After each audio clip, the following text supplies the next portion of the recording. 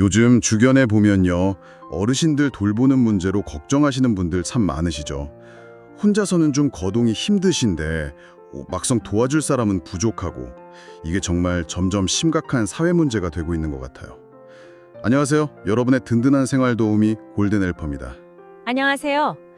네, 오늘은 저희가 최근에 나온 여러 학술 자료나 또 보고서들 이런 것들을 좀 분석해 봤거든요. 그래서 그걸 바탕으로 어르신들이 겪으시는 불편함들 이걸 좀 덜어드릴 수 있는 최신 정보들 그리고 또 실제로 도움이 될 만한 그런 제품들을 좀 쉽고 자세하게 이야기해 볼까 합니다. 네. 정말 필요한 정보 같아요. 안 그래도 고령화 속도가 너무 빠르다고 하니까 걱정이 좀 앞서더라고요. 근데 우리보다 먼저 초고령 사회를 겪었다는 일본 사례를 보면 좀 우리가 앞으로 어떻게 될지 감을 잡을 수 있지 않을까요? 그렇죠. 그 일본의 경우를 보면 도움이 많이 되죠.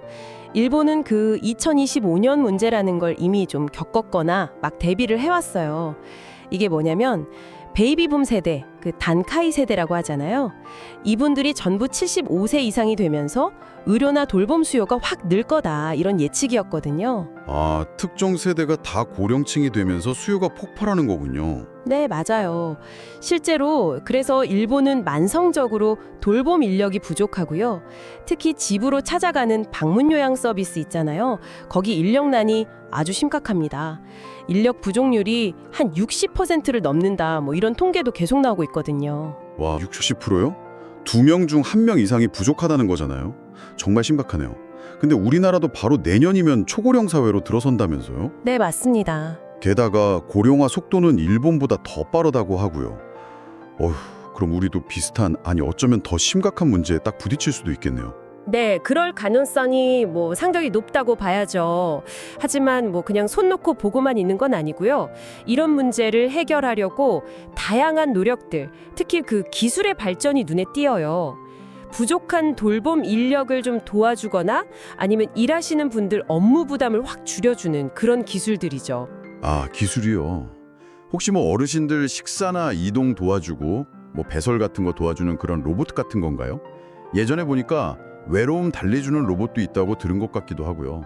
네, 맞습니다. 그런 돌봄 로봇들이에요. 이동 보조해주고 배설 도와주고 또 어르신 건강 상태 실시간으로 체크하고 그걸 미마모리 시스템이라고도 해요.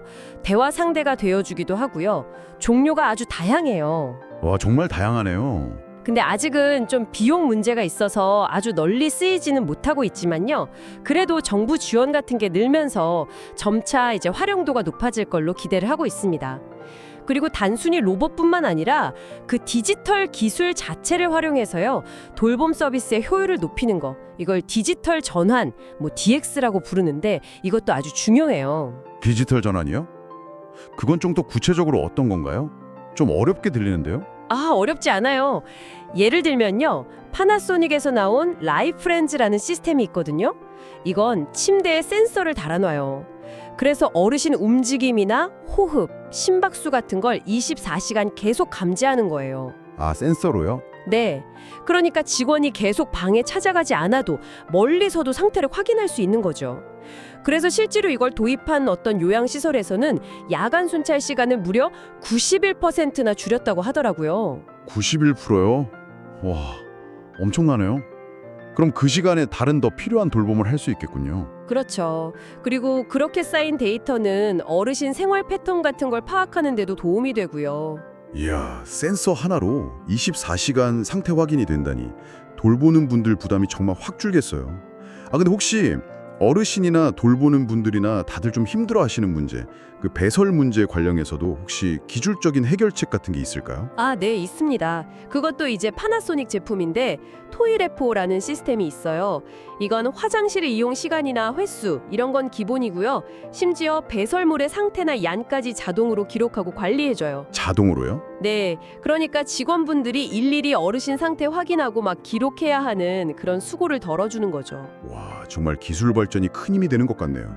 근데 사실 이런 첨단 기술도 좋지만 막상 일상생활에서는 좀 작더라도 바로 쓸 수 있는 편리한 용품들 이런 게 더 도움이 될 때도 많잖아요. 아, 물론이죠. 그럼요. 때로는 정말 간단한 도구 하나가 큰 차이를 만들거든요. 예를 들어서 거동이 좀 불편하신 분들한테는 안전한 보행 보조기, 이게 정말 필수적인데요. 마키테크 코리아라는 곳에서 소개하는 일본 마키테크사 제품들이 반응이 꽤 좋아요. 이게 가볍고 안정성이 높다는 게 장점이죠. 아, 마키테크요? 어떤 제품들이 있는데요? 예를 들면 바닥에 닿는 지지대가 3개인 3점 지팡이가 있어요.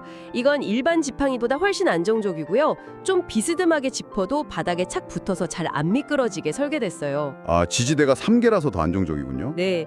그리고 또 장을 보거나 외출하실 때 유용한 보행 보조차라는 것도 있는데요. 이건 바퀴가 좀 커서 밀고 다니기 쉽고요. 앉아서 쉴 수 있는 의자 기능도 있고 장바구니처럼 수납 공간도 달려 있어서 아주 편리해요. 어르신들 장 보러 가실 때 정말 좋겠네요.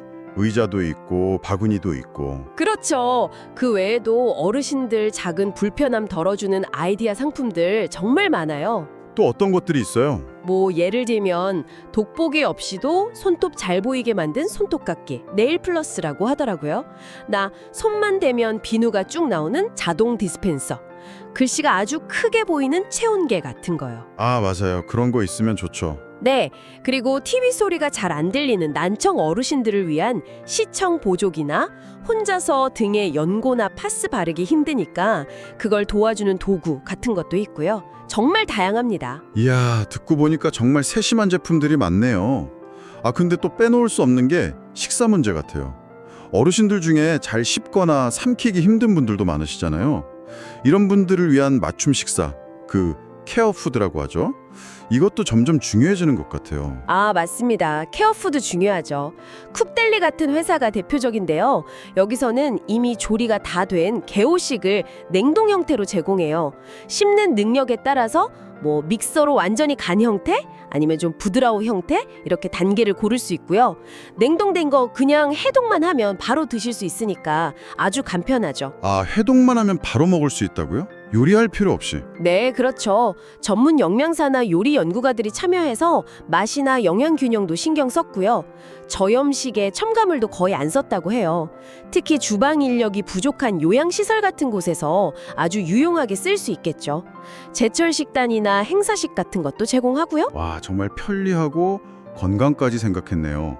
오늘 이렇게 쭉 이야기를 들어보니까요. 고령화 사회의 어려움, 특히 그 돌봄 인력 부족 문제는 정말 피하기 힘든 현실이지만 그래도 동시에 이걸 극복하려고 정말 많은 기술과 아이디어들이 계속 나오고 있다는 그런 희망도 좀 보이네요. 맞습니다.